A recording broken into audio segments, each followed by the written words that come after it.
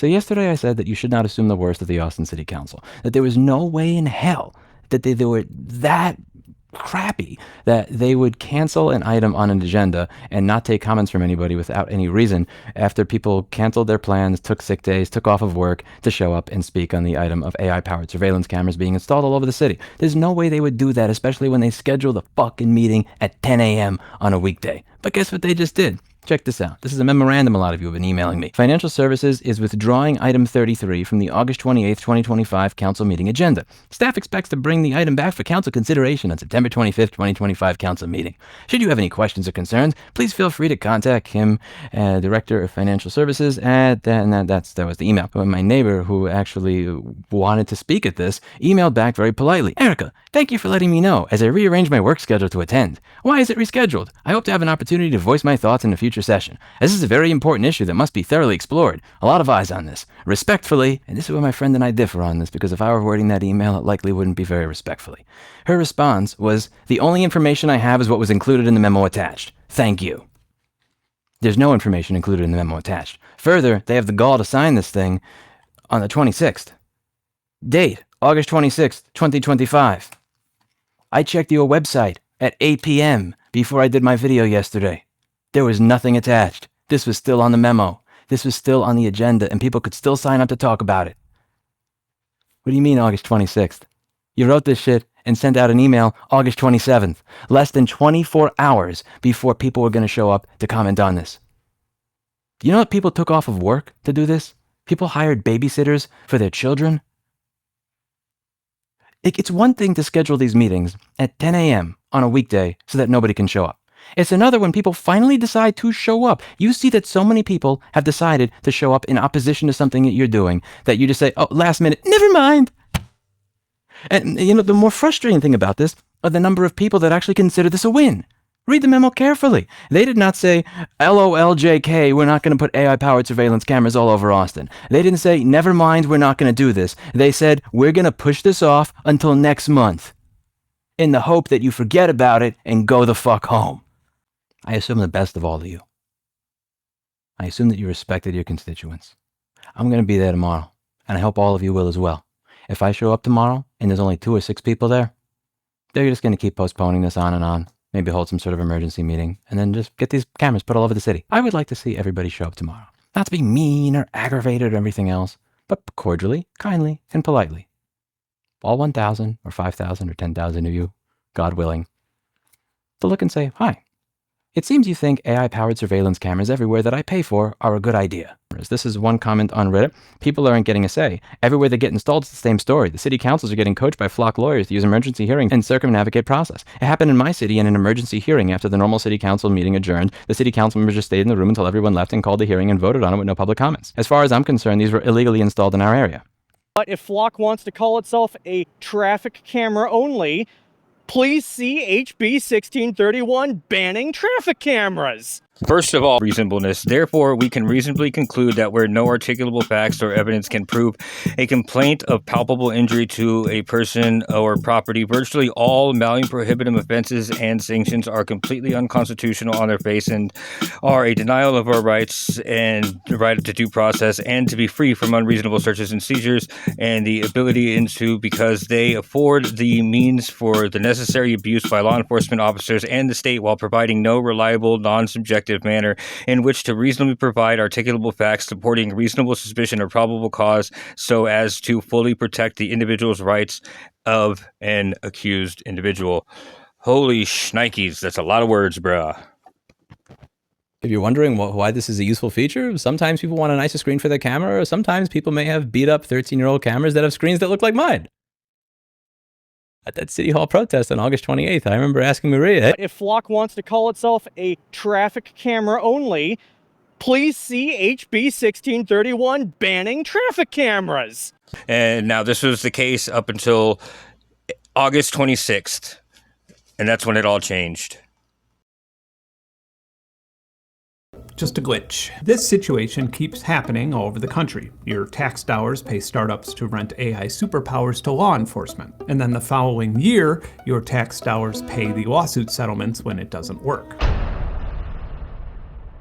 Flock Safety is a startup that was founded in 2017 that specializes in developing and leasing security cameras that have AI capabilities such as license plate recognition and vehicle identification. And these security cameras feed into databases that law enforcement, private companies, and even private citizens can access and utilize. And if you own a car in the United States, you have unquestionably been logged within one of these databases. It works like this. You drive past a Flock Safety camera and it records an image or video. An image segmentation model or something similar looks for the license plate itself, or a rectangle with some key identifiers like tail lights or a rear window. Once it is confident enough that it found a license plate, it sends a portion of the image to an OCR model, or optical character recognition, which is probably the most widely used type of AI for consumers. For example, it's used in PDFs or any type of automatic data entry, like scanning and cashing checks on your phone with your bank's app. AI like this typically uses a confidence level threshold, so if the OCR model is above, say, 90% sure that your license plate was read accurately, then the information is saved with a location and timestamp on it. It can also classify the make and model of your vehicle and note if there are any bumper stickers or add-ons or cosmetic damage on the vehicle. And this information as well gets stored to that database. A law enforcement officer can then run your license plate and see every single time that your vehicle has been tagged in the database. So if you're in a city that has a lot of these cameras, it pretty much has the same effect as secretly sticking a GPS device on your car. Flock Safety is also happy to provide service to businesses and homeowners associations, and those private clients often allow law enforcement to access the data from their cameras. Then there's the hot list. If law enforcement puts you on the hot list, they are notified every single time that Flock detects you. So it's kind of like having a police tail all day, every day, but without the pesky annoyances of requiring a judicial warrant to target and track a citizen who may not even be suspected of any sort of crime. So now you might be asking, what is there to stop, I don't know, Texas law enforcement tracking women out of state who are suspected of getting illegal abortions? Or how would you prevent a jealous, abusive person who also happens to be a law enforcement officer from using the system to constantly track his ex-girlfriend and her new partner? Well, unfortunately, you wouldn't prevent it, because these are just two of the many examples of things that have actually already happened. Flock Safety has exhibited the usual hyper-aggressive startup behavior that we've all grown accustomed to. Near Orlando, Florida, for example, they installed nearly 100 cameras on public roadways without even notifying the county. And this entire industry sales pitches police departments with their cherry-picked success stories. If we didn't live in a surveillance state, this old lady with dementia would have never been found, or if it weren't for all these cameras, this homicide suspect would have never been taken off the streets and would still be murdering people right now. Had this license plate reader error not led to a mother and her young children being held at gunpoint, that family would have never received a $1.9 million settlement from Aurora, Colorado taxpayers. Weirdly, I couldn't find that example in any of their sales decks. From every single agreement that I've looked up and seen, the police department or local government do not own the camera but pays for their installation, then rents them for an annual subscription fee. And usually this is between $2,000 and $3,000 per camera per year, but apparently there's been a recent price hike that has strained the budgets of some police departments. In all of these agreements, Flock Safety's liability policy is extremely tight and protects them against virtually all claims should something go wrong or an equipment or data error mislead an investigation. And one of the most amusing parts of this agreement is this section that is telling the police department to call 911 and not rely on Flock Safety services in the event of an emergency. Yikes. Okay, so let me explain up until this point what's going on. So in the past, or traditionally, the way police would track you is to use satellites and to ping your cell phone position in between cell towers and then narrow it down to where you are, right? And that required them to get a warrant and access a police or FBI database. And anyway, there was protections with that, right? And I think the Supreme Court even ruled that your GPS data or tracking data is personal information, therefore Fourth Amendment protections are included. Now, this company, Flock Safety Cameras, is an evil corporation, or it's not a corporation actually, but they're data brokers, but it's an evil company that has completely eliminated the need for cops to do that and has a better, faster way to track you. And it's through license plate reading cameras. What happens is they go into city councils and then give them this pitch or whatever, and then have them cancel the meeting where they're supposed to talk about and installing the safety cameras so the citizens don't have an opportunity to vote no, and then they just vote behind the citizens' backs and then install these cameras. And now the regular package is between $200 and $300. And when they're strategically placed throughout any city, no matter how big, between you driving through these intersections where there's cameras, they can track you quicker and more accurately than your cell phone, right? And now here's the problem. The problem is this is a independent company, right? And they're really big. And what they do is they save that data and then they trade it or allow law enforcement just to access it for free, no protections or anything. So they have as much information and up-to-date current information as any FBI or police database, but the police don't have to get a warrant to access this information, and it gets even worse than that. Normally, the police would just own this technology, right? Like, that's how it would be or would have been, but now they're doing this thing where it's a subscription. So the taxpayers every month have to pay for the police to access these cameras and pay for the police to take as much data as they want and track as many people as they want, and we're paying for it, okay? But see, that's not even the worst part. The worst part is that Flock Safety is coming out with something called Flock Nova, and it's literally the craziest thing ever. And these people are fucking stupid, dude. Like, anyway, I'll explain later, but they're introducing something called Flock Nova, which is, I'm calling it the end of law enforcement, so... But here's a couple of their Flock Safety startup commercials, dude. Listen to their percentages and their statistics, and then their plan to end nonviolent crime. We started Flock to eliminate nonviolent crime. Funny, we were just talking about how police departments were started to stop nonviolent crime and are incapable of doing it. This lady is going to save the world. Oh my God. And that's because 87% of crime goes unsolved throughout the U.S. Over 5,000 cities leveraged Flock to solve north of 14% of all crimes in America. And that's because 87% of crime goes unsolved throughout the U.S. Over 5,000 cities leveraged Flock to solve north of 14% of all crimes in America. They just give themselves credit for solving all the crime in America in one show? Since when is crime at 101%? What the fuck? And when I look at implementing technology, there's an excitement about what that technology can do. Sarah Smith, and we're here to do something a little bit different today. We're going to answer some of your questions that were sent in after you saw our story on Flock Safety cameras. Of where you drive, but some local police chiefs, they want to keep those camera locations secret. Fox 6 investigator Brian Polson asked 20 police departments for maps of their Flock Safety cameras. Investigators Crime Tracker. We're getting an inside look at Providence Police Department's newly launched real-time crime center. It uses different sources of data, including city security cameras, Flock license plate readers, and even police body-worn camera video in real time. Inside look at the special hub where CMPD keeps tabs on the entire city. It has become a major part of their crime-fighting strategy, one that aims to keep you safe. We are talking about the department's real-time crime center, and I spoke one-on-one with a major from the CMPD about how it works to keep you safe and the crimes it has helped solve. Police developed a so-called real-time crime center using $1 million in federal funding secured by Senator Jack Reed. Detective Sergeant Jonathan Permiano oversees the center. As a call is coming in to the officers on the street, we are able to virtually respond to that call from here. The new center, located inside the Investigative Bureau's Major Crimes Unit at police headquarters, connects to nearly 300 camera feeds. License plate reader hits, 911 call data, and even police body-worn camera can also be viewed in real time. C10 exclusive. Tonight, we're getting a look inside the Tracy Police Department's newest crime-fighting tool. This is their new real-time information center. We are launching and integrating all our technology that we've been leveraging over the years into a real-time crime center. The real-time crime center sprung into action when a stolen U-Haul hit a Flock camera on Windy Hill Road at 10:34 a.m.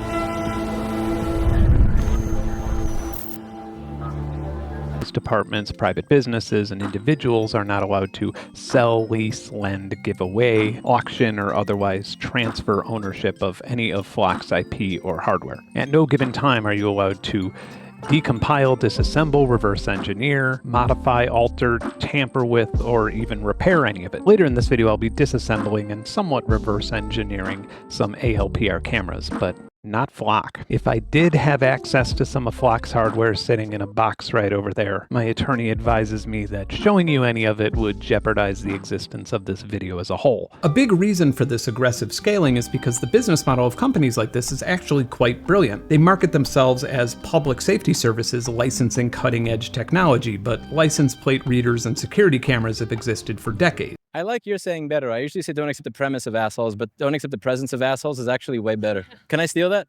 And or bipartisan.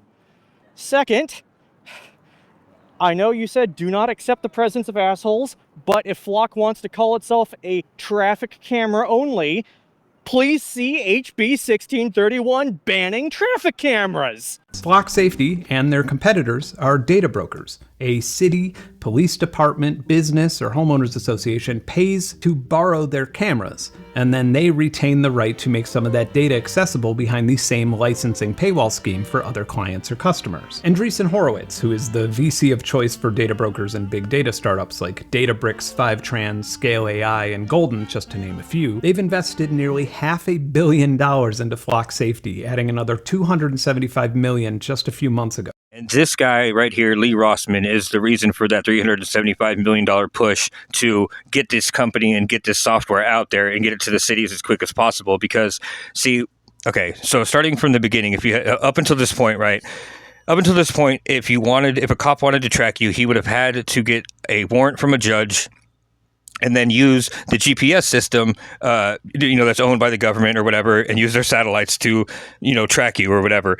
That now is obsolete because of security cameras and license plate reading cameras. It is quicker to track somebody through license plate reading cameras, intersection to intersection in a city, than it is to GPS them, right? And these databases that these security cameras have aren't owned by the cops or the government, so they can't be controlled or regulated. So the Supreme Court ruling in 2018 saying that your GPS data is Fourth Amendment protected doesn't mean anything because they don't even use it anymore. And every city is paying their police department to pay for these cameras, but it's a monthly thing. It's a subscription. They don't own the cameras. They don't own the software. They don't own anything. So our city councils and our cities and our tax dollars are paying every month for these cameras to be set up around the city just to give cops free access to track everybody. And on top of that, they're farming all the personal data from Walmarts and Home Depots and all that stuff too. And they get unfettered access to all that as well. And your HOA, like the homeowners association, has access to these cameras. It's ridiculous. So anyways, so he decided to say if you're against these paywall schemes and these monthly subscriptions and stuff, then change your profile picture to a Clippy. And that video he normally gets 500,000 views or so. He got 4 million on that one, and people started doing it. So these companies pushed to get the last little bit of these Flock cameras out into the cities. There was a meeting scheduled in Austin, Texas on the 28th, and the city council canceled 24 hours before it happened, right? But anyways, if it doesn't scare you that Walmart are collecting your data and giving it to these companies and giving it to law enforcement, just listen to what they collect from you.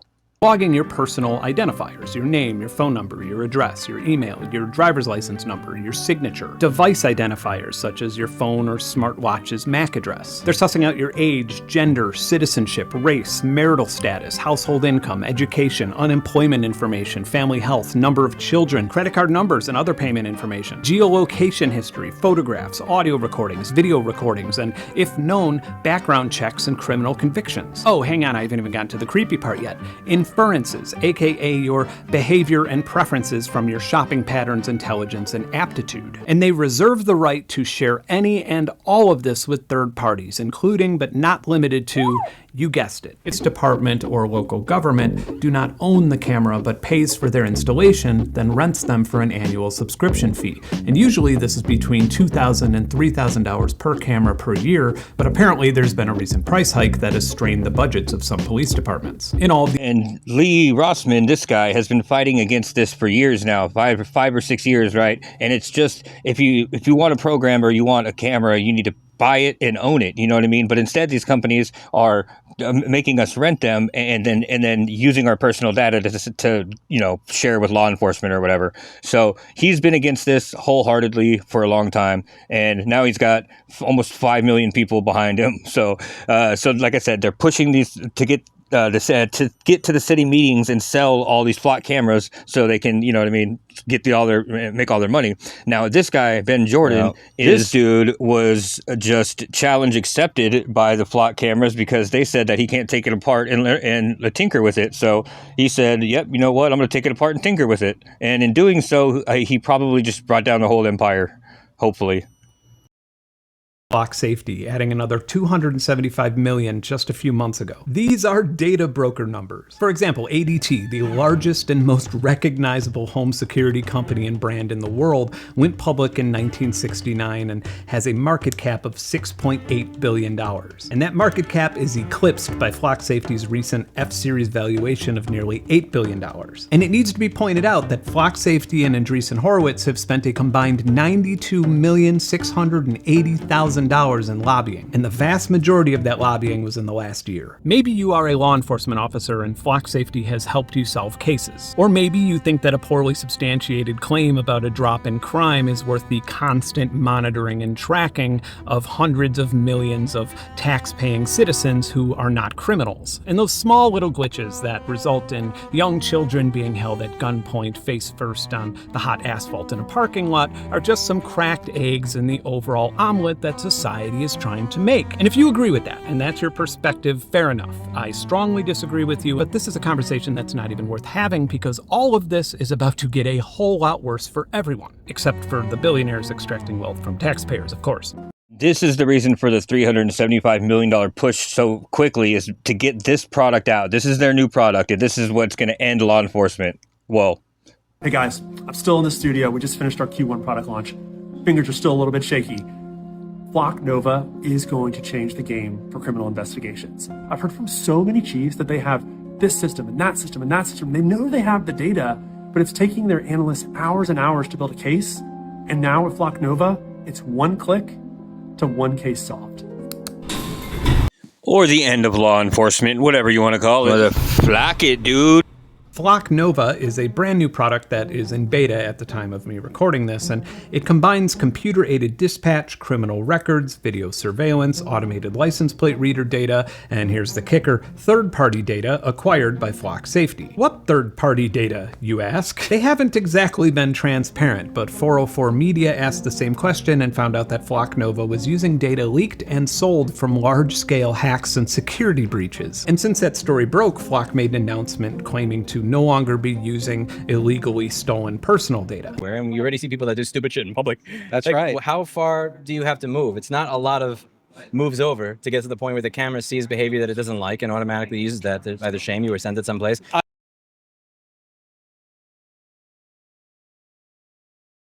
I want people to understand the gravity of what he just mentioned or theorized, is that the camera eventually, it's not long before you do something it doesn't like, and then, you know what I mean, it's the AI that's going to be the one, you know, shaming you or putting you in jail or whatever.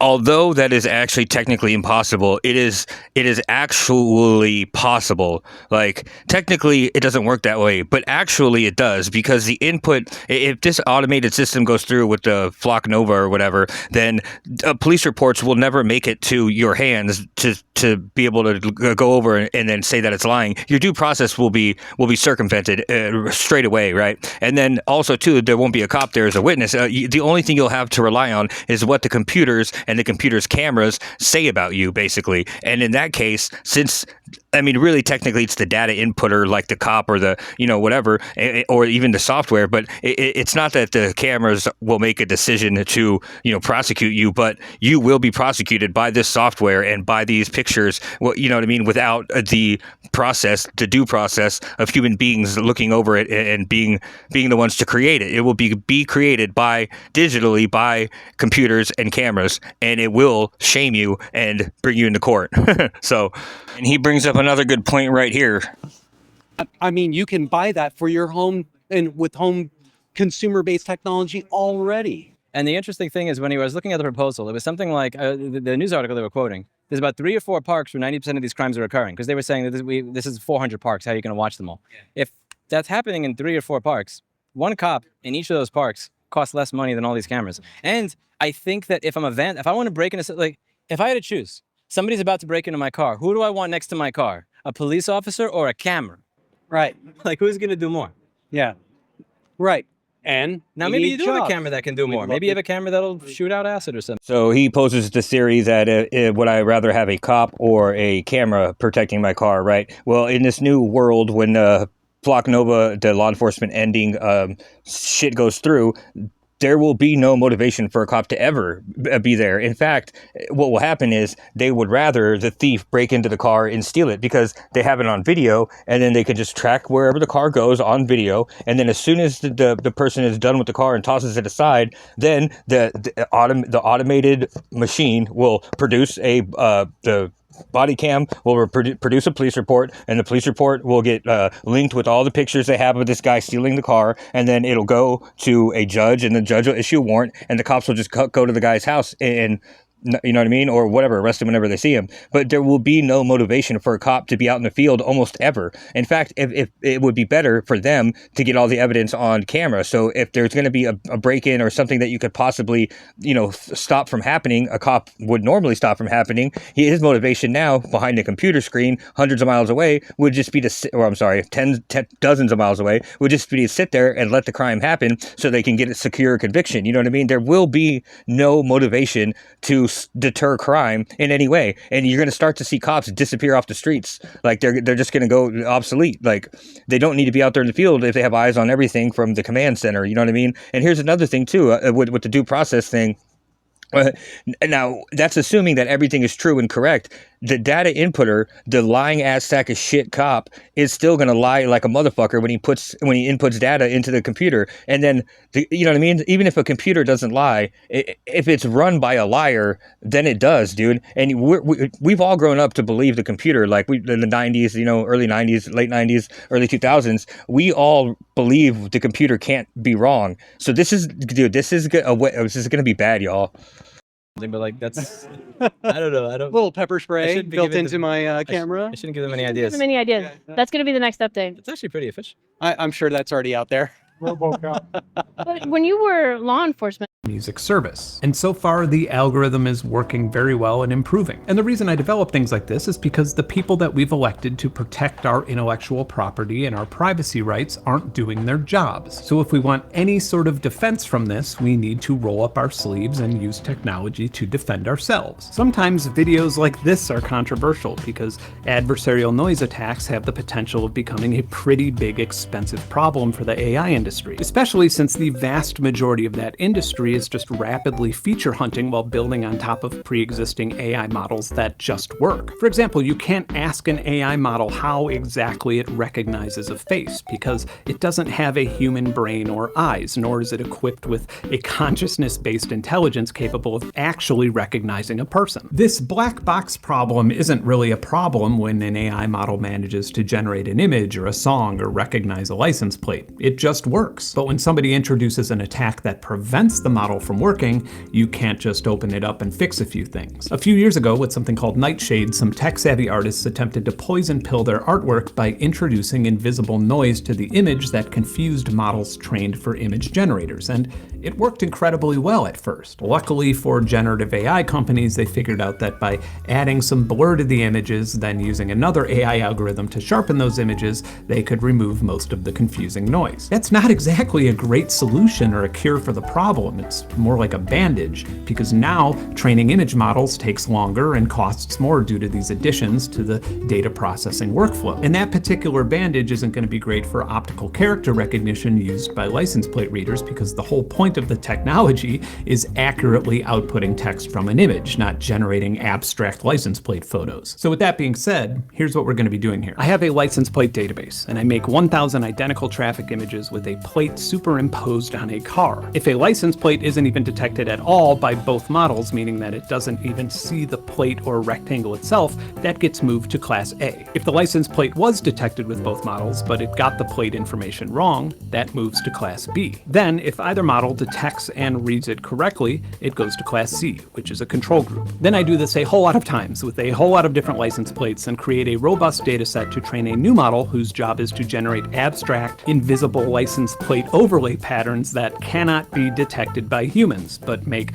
license plate recognition systems utterly shit the bed. So I put the processing application up here on GitHub, and once you install processing, it's pretty easy to use and everything is kind of explained in the code itself. And once you configure everything correctly, you'll have a bunch of images like this, where you will have tiny bits of noise on your plate. Some will be more or less conspicuous than others. Now we need to test those images, and I created a Python proving ground to do that. So once the libraries utilizing your GPU are installed and you run the script, it will open up a little dialog where you will select a folder. It will go through every single image in the folder. Then it will create a new folder and fill it up with images, which will tell you where it detected the license plate and what it thinks it read, and a confidence value of that. We have Poo 5000 with the original. We have Moo 5000 with one of the perturbed.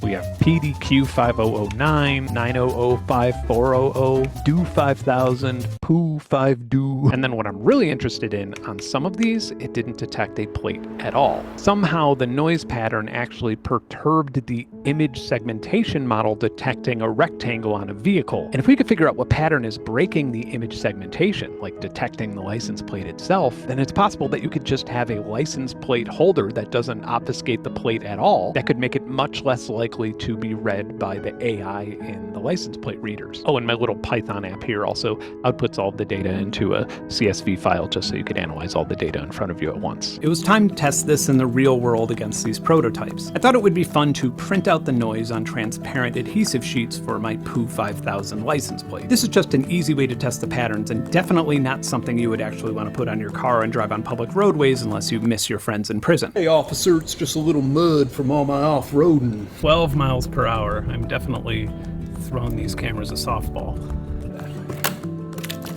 Let's do one at congested parking lot speeds. I mean, that's like essentially holding text right up to the camera. That looks like a normal license plate. Some of these ALPR models are not as visually interesting as others, so rather than just showing a bash terminal scrolling text, we'll stick with footage of the ones where I could pump live video in and get real-time results. So with no adversarial noise, just the raw license plate, it detected Poo 5000. This is adversarial noise layer A. And it's definitely pretty confused, and it doesn't seem to pass the confidence threshold to even register a plate at all. I tried the Band 1 plate because it's a style that hasn't been used in like 30 or 40 years, and it has red text, and it's just very different than the one that we were trying to attack initially with the black noise. And it definitely does confuse it quite a bit. All right, this is YOLO V8. Booyah! Not all of them passed the test, which was completely expected, but... Okay, not a lot of you understand how profound what just happened was and is and what he did. So I'm going to explain it in the simplest way possible.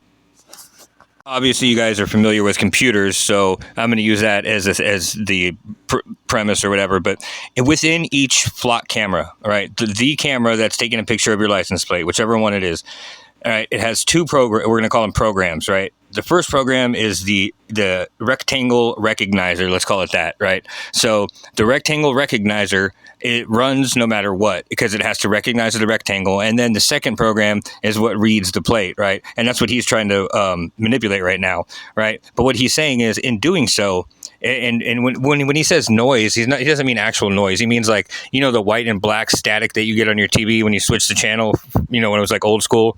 We call those little black dots are called noise. And so if you strategically place these little black dots, it will obstruct your license plate. I mean, your license plate has black letters on it, right? So if you take the 7 and draw a little line and a squiggly and make it an 8, it's going to recognize it as an 8, right? Because of that black line that you put. Well, if you break those up and put them in dots and just put them randomly, it will do different things, right? And what he's saying is what he did and what he proved is possible, which is fucking crazy, is that a certain pattern, but he doesn't know which one yet, but a certain pattern of these dots, of this noise, will stop the rectangle recognizer from recognizing your plate, right?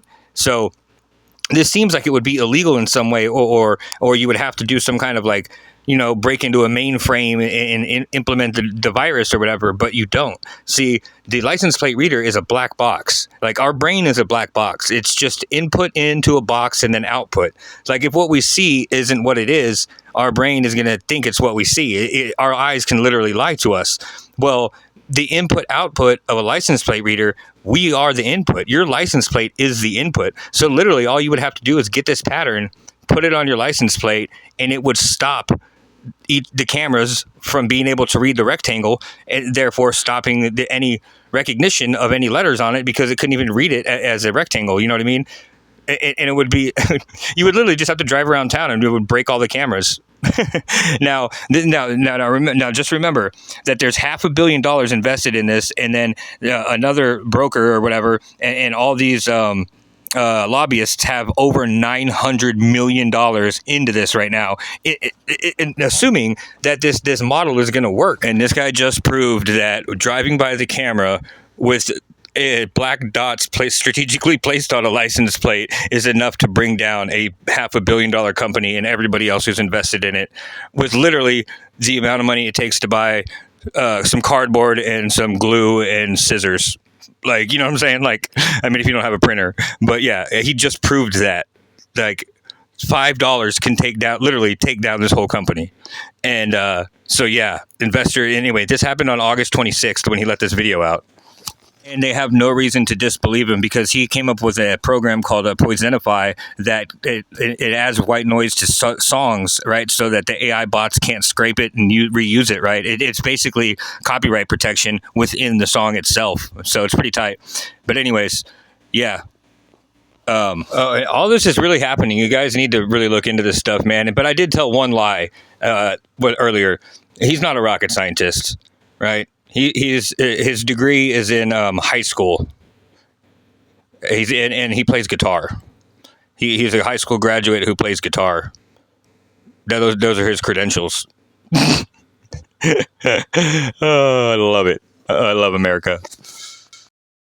A lot of them did, and I'm reasonably confident that if I just screen printed some of these on a plate and slapped it on my vehicle, I'd be a traffic camera ninja. And again, these are probably not street legal anyway and are just training data for the final model, which will ideally be completely invisible to the human eye and not obstruct the license plate in any perceivable way. So at bare minimum, even if we don't get to destroy all these cameras, with little pieces of paper or whatever, at bare minimum, there is potential for a license plate holder, like a outline or whatever, to be completely free of obstructing the license plate, but still stop the license plate reader from reading it. You know what I mean? So it would be completely clear and clean, and it wouldn't obstruct the license plate at all, but it would still be able to stop the reader from reading it.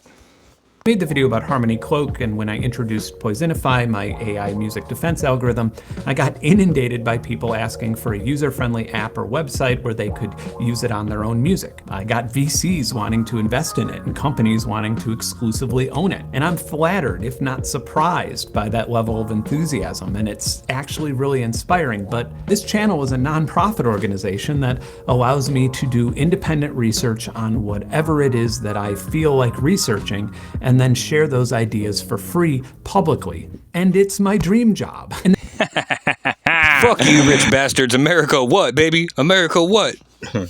That same set of principles applies to this project. In Greek mythology, there's this venomous, multi-headed serpent that lives in the swamps, and it goes by the name of the Lernaean Hydra. And anytime that somebody tried to slay this monster by cutting off one of its heads, they would see two heads grow back in its place instantly. And this monster caused many generations to live in fear until one very powerful and brave man was tasked with destroying it. Donald J. Trump, or Hercules. Or John Wick, I'm not really sure. If projects like this have any hope of putting a dent in things technologically or inspiring legislation to further protect people's IP or privacy, then you're gonna need a whole lot of people working creatively on solutions and sharing that information with one another. And that way, if AI companies figure out a way around a defensive technology, two more will pop up in its place. And it's worth pointing out that I have absolutely no problem with my license plate being identifiable or readable by law enforcement enforcement officers, or even the person driving behind me. I don't even have a problem with police using license plate readers mounted on their vehicles. Driving a 2-ton vehicle that is capable of going well over 100 miles per hour on a public roadway or a parking lot is a pretty big responsibility and privilege. Anywhere in the United States, if law enforcement wants to track your location via phone for a prolonged period or even ping you beyond a single cell phone tower, they are required to have a good reason for it, and an elected judge needs to agree that it's a good enough reason by granting them a warrant. This was argued, debated, and decided by the Supreme Court in a landmark ruling from the 2018 case Carpenter v. United States. Time-stamped data provides an intimate window into a person's life, revealing not only his particular movements, but through them, his familial, political, professional, religious, and sexual associations. These location records, quote, hold for many Americans the privacies of life. So it would be reasonable to assume that tracking someone's location with AI without a warrant would be a violation of their Fourth Amendment right. Right? Well, that has not been ruled on yet, and if they agree that it's a constitutional violation, they'll be leading the flock safety unicorn out of its $8 billion stable and shooting it right in the head. And considering the combined $92 million lobbying effort of flock safety and their primary investor, maybe it's not so confusing why nobody will straighten this whole constitutional rights thing out. My point, that's taking forever to get to, is I have no idea if using adversarial noise to confuse AI tracking system is legal or not in your state. For this reason, if you were inspired by this video or this information, I would advise and ask that you use that inspiration to research this type of technology. And I would not advise or ask that you immediately screen print or place a matte sticker on your license plate, because you very well could be the one that they make an example out of. I want to talk today about my love affair with this video